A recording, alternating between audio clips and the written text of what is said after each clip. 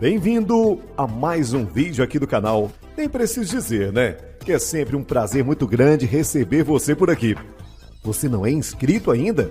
Se inscreva, comente, curta, compartilhe, faça parte desse canal. E aproveita, aciona o sininho para sempre que tiver um vídeo novo, você ser comunicado, avisado. E você que trouxe a palavra de Deus, abra comigo no Evangelho de João, no capítulo 16 e no verso 33.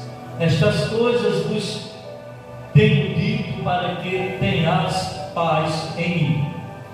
No mundo passais por aflições, mas tenha ânimo, eu venci o mundo. Aleluia. Quem de nós aqui nunca passamos por aflições? De repente vem uma aflição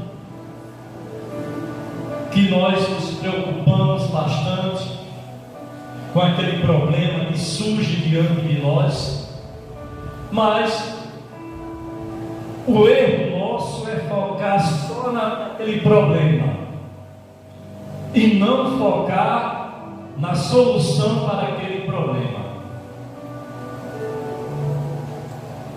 É como uma pessoa que está enferma, ela sente algo e ela vai ao médico, o médico dá um diagnóstico para ela que ela está com um câncer. Aí aquela pessoa vai ficar focada só no câncer que o médico falou para ela. Aonde nós devemos focar é na cura e não na enfermidade. Nós temos que focar na cura, determinar a cura. Jesus ele diz: tudo que pedides em oração, crendo eu vos farei. Mas nós temos que determinar a nossa cura. E quando nós determinamos, aí o milagre acontece. Amém? Amém. Mas muitos ficam preocupados. Eu estou com câncer, eu estou com isso, eu estou com aquilo. E se preocupa demais. E ela não tem capacidade para determinar a cura. E o problema cada vez mais vai se alastrando. Muitas vezes as aflições vêm por perda de um parente, de um ente querido nosso. Muitas vezes as aflições é o final de um relacionamento. E a pessoa acha que não tem solução. Mas se buscar em Deus, tem solução para que aquele relacionamento ele volte a ser como antes. Amém? E por falar em aflição, vá comigo lá em Jó, capítulo 1. E tem mais outras passagens que as pessoas ficaram aflitas, como no caso de Jairo, que teve a sua filha morta. E ele, como sendo um principal da sinagoga, ele foi até Jesus, se prostrou e adorou, e pediu para que ele fosse até a casa dele, porque se Jesus fosse, a filha voltaria a viver. E Jesus vai com ele. Chegando lá na casa, encontrou o alvoroço das pessoas chorando, os lamentando. E Jesus disse para ele: não temas, a tua filha não está morta, mas dorme. Aí riram de Jesus. Mas quando Jesus chamou Pedro, Tiago e João, Jairo e a mãe da menina, entrou no quarto que a menina estava, aí ali Jesus pega a menina pela mão, Talita, levanta, e a menina veio a viver. Amém? Amém. Glória, capítulo 1, verso 1. Havia um homem na terra de Uz, cujo nome era Jó, homem íntegro e reto, temente a Deus e que se desviava do mal. Amém? Aleluia, louvado seja Deus. Verso 4: seus filhos iam à casa uns dos outros e faziam banquetes, cada um por sua vez, e mandava convidar as suas 3 irmãs a comerem e beberem com eles. Decorrido o turno de dias de seus banquetes, chamava Jó a seus filhos e os sacrificava, levantava-se de madrugada e oferecia holocausto segundo o número de todos eles, pois dizia: talvez tenha pecado os meus filhos e blasfemado contra Deus em seu coração. Assim o fazia Jó continuamente. Verso 6: num dia em que os filhos de Deus vieram apresentar-se perante o Senhor, veio também Satanás entre eles. Então perguntou o Senhor a Satanás: de onde vens? Satanás respondeu ao Senhor e disse: de rodear a terra e passear por ela. Perguntou ainda o Senhor a Satanás: observaste o meu servo Jó? Porque ninguém há na terra semelhante a ele, homem íntegro e reto, temente a Deus e que se desvia do mal. Então respondeu Satanás ao Senhor: porventura Jó debalde teme a Deus? Acaso não o cercaste de certo? Concede a ele, a sua casa e a tudo quanto tem, a obra de suas mãos abençoaste, e os seus bens se multiplicaram na terra. Estende, porém, a mão e toca-lhe tudo quanto tem, e verás que não blasfema contra ti na tua face. Disse o Senhor a Satanás: eis que tudo quanto ele tem está em teu poder, tão somente contra ele não estendas a mão. E Satanás saiu da presença do Senhor. Aleluia. Você vê que Satanás, ele tem o maior prazer para querer destruir com a vida dos filhos de Deus. Ele não deseja ver um filho de Deus abençoado, próspero, porque a vontade dele é destruir. Porque ele sabe que quando o homem ele é íntegro, reto, temente a Deus e que se desvia do mal, ele sabe que aquele homem não faz a vontade dele, só faz a vontade de Deus. E quando o homem se desvia do mal, está fazendo a vontade de Deus. E o diabo, ele se apresentou até Deus, se toca em tudo que ele tem, e tu verás se ele não vai blasfemar diante da tua face. E Deus deu permissão para que Satanás viesse a fazer Jó perder tudo que tinha para passar por tão grande aflição. Mas isso só aconteceu porque Deus permitiu. Muitas das vezes o diabo só investe na vida de um cristão porque Deus permitiu, porque ele sozinho não tem o poder para tocar na vida de um cristão. Um cristão que é temente a Deus. Aleluia. E aí começou as aflições de Jó. Verso 13: sucedeu um dia em que seus filhos e suas filhas comiam e bebiam vinho na casa do irmão primogênito, que veio um mensageiro a Jó e lhe disse: os bois lavravam e as jumentas pasciam junto a eles. De repente deram sobre eles os sabeus e os levaram e mataram os servos a fio da espada. Só eu escapei para trazer-te a nova.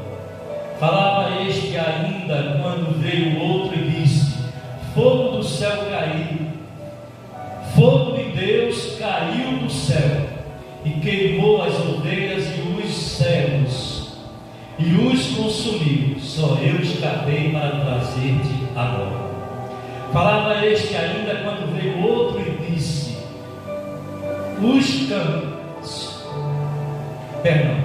Falava este ainda quando veio outro e disse: dividiram-se os caldeus em 3 bandos, deram sobre os camelos e levaram e mataram aos servos a fio de espada. Só eu escapei para trazer-te agora.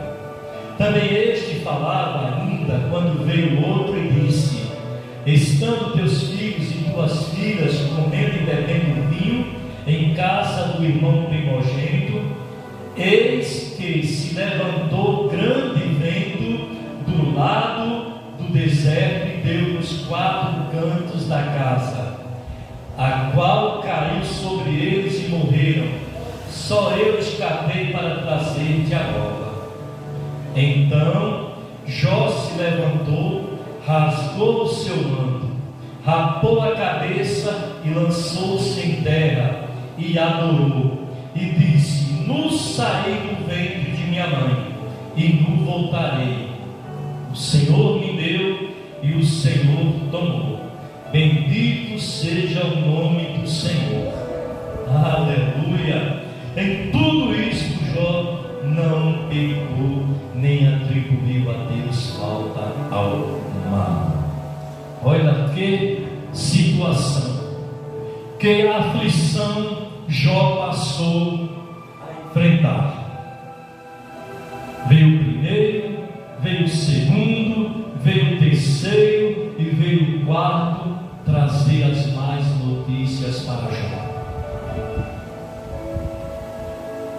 Se fosse outro, diante de uma situação dessa, de um problema tão sério como este, de ver os seus bens perdidos, os seus filhos mortos, se fosse um homem que não fosse íntegro, temente a Deus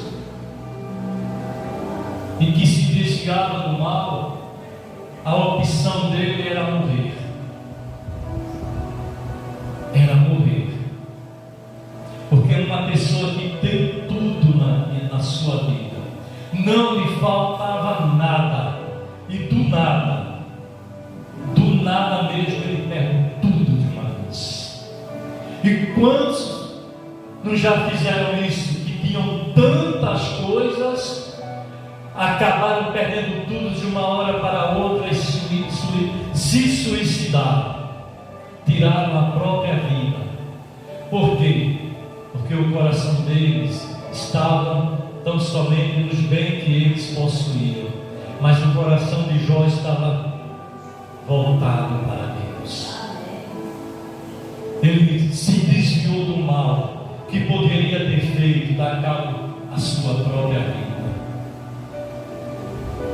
Jó, diante de tudo isso, ele não blasfemou, ele não pecou e continuou sendo íntegro para com Deus. Aleluia! E no desespero, a sua mulher falou para Jó. Num dia em que os filhos de Deus vieram apresentar-se perante o Senhor, veio, já estou no capítulo 2, também Satanás entre eles apresentar-se perante o Senhor. Então o Senhor disse a Satanás: de onde vem? Respondeu Satanás ao Senhor. Perdão, estou me perdendo. Então o Senhor disse a Satanás: de onde vens? Respondeu Satanás ao Senhor e disse: de rodear a terra e passear por ela. Perguntou o Senhor a Satanás: observaste o meu servo Jó? Porque ninguém há na terra semelhante a ele, homem íntegro e reto, temente a Deus e que se desvia do mal. Ele conserva a sua integridade. Embora me incitastes contra ele para o consumir sem causa. Então Satanás respondeu ao Senhor: pele por pele, tudo quanto o homem tem dará pela sua vida. Estende, porém, a mão, toca-lhe os ossos e na carne, e verás se não blasfema contra ti na tua face. Disse o Senhor a Satanás: eis que ele está em teu poder, mas poupa-lhe a vida. Aleluia. Então saiu Satanás da presença do Senhor e feriu a Jó de tumores malignos, desde a planta do pé até ao alto da cabeça. Jó, sentado em cinza, tomou um cabo para com ele raspar-se. Então sua mulher lhe disse: ainda conservas a tua integridade? Amaldiçoa a Deus e morre. Eita, que resposta, hein? A resposta da mulher de Jó foi uma resposta que ela não se viu preparada para perder tudo que tinha. E no desespero, naquela agonia, ela pergunta para Jó: ainda mantens a tua integridade? Amaldiçoa Deus e morre.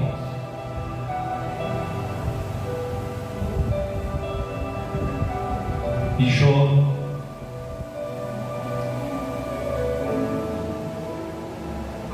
fala assim, mas ele respondeu: falas como qualquer doida. Temos recebido o bem de Deus e não receberíamos também o mal? Em tudo isto não pecou Jó com os seus lábios. Aleluia. Glória a Deus. Que homem temente a Deus, que homem que, mesmo em meio às aflições, às diversidades, mesmo diante de um grande problema, Jó foi fiel, não pecou contra Deus. Até a pessoa que era para lhe dar força chegar para ele e dizer: Jó, você vai sair dessa, Deus vai te honrar novamente. Mas não, ela pediu para Jó amaldiçoar a Deus. Ela foi muito infeliz. Mesmo assim, Deus, com todo o seu amor, poupou a vida dela e deu para Jó mais 10 filhos, mais 7 homens e mais 3 filhas, e todos os bens em dobro para Jó, porque Deus viu a integridade de Jó.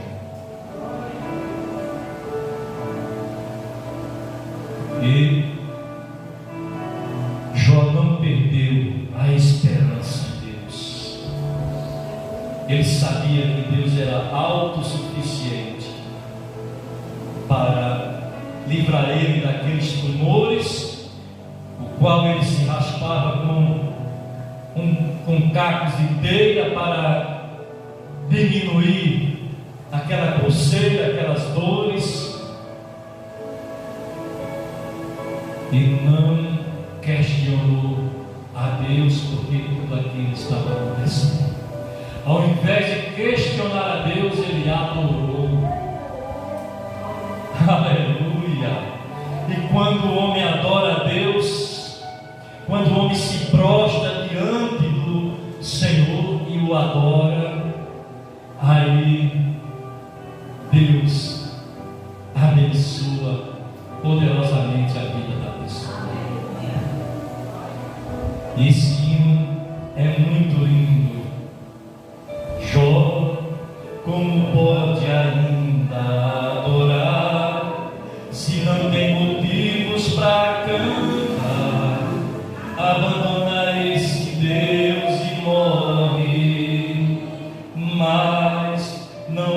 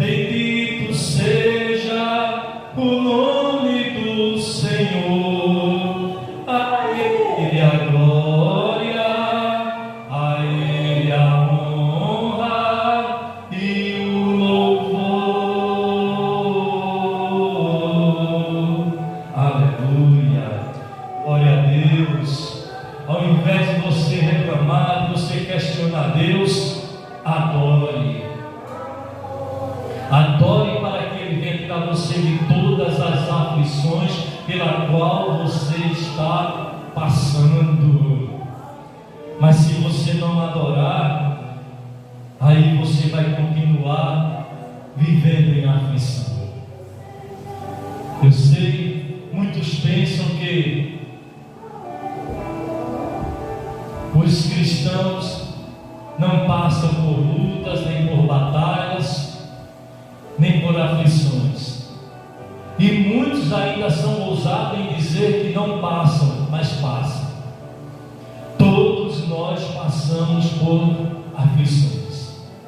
Aflições por um filho que está no mundo das drogas, no submundo do crime, e você queria que aquele filho não vivesse nessa vida. Mas se você vier à presença de Deus e adorar a Deus e focar na libertação dele, Deus vai te recompensar em nome de Jesus. De repente o marido vai embora de casa e a mulher, ao invés de focar na volta do marido, aí não, ele, do jeito que ele fez, eu vou fazer da mesma forma. Está totalmente errada, equivocada. Aí, quando tudo dá errado, aí vem as aflições e ela não sabe como resolver. Porque a palavra de Deus diz: a mulher sábia, ela edifica a sua casa. Se o marido está traindo ela, deixa ele trair. Vem buscar em Deus a solução do casamento, da libertação dele.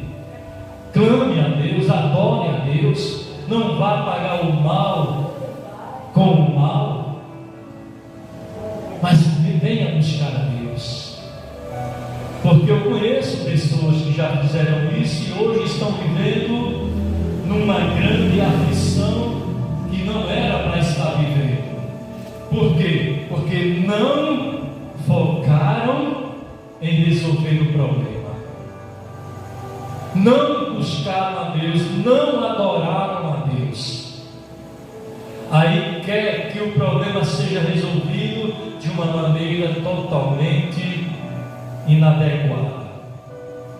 Tudo tem que ser resolvido com o Senhor Jesus. Nós temos que botar Jesus à frente de todos os nossos problemas, porque nenhum problema é maior do que Deus. Nenhum problema. E não há nenhum gigante maior do que Deus. Porque somente um dedo de Deus é maior do que milhões e milhões de gigantes que se levantam contra a nossa vida. Temos só que confiar. Aleluia. Louvado seja Deus. Glória a Deus. Ter bom ânimo significa ter esperança. Não desanimar. Não perder a fé e viver a vida com alegria. Significa encarar a vida com confiança. Jesus nos dá força e perspectiva eterna para enfrentar com bom ânimo o que virá pela frente. Aleluia. Se Jesus disse ter bom ânimo, nós temos que nos alegrarmos. Nós temos que focar na solução dos problemas. E isso só é possível com Jesus Cristo. Amém? Amém. Louvado seja Deus.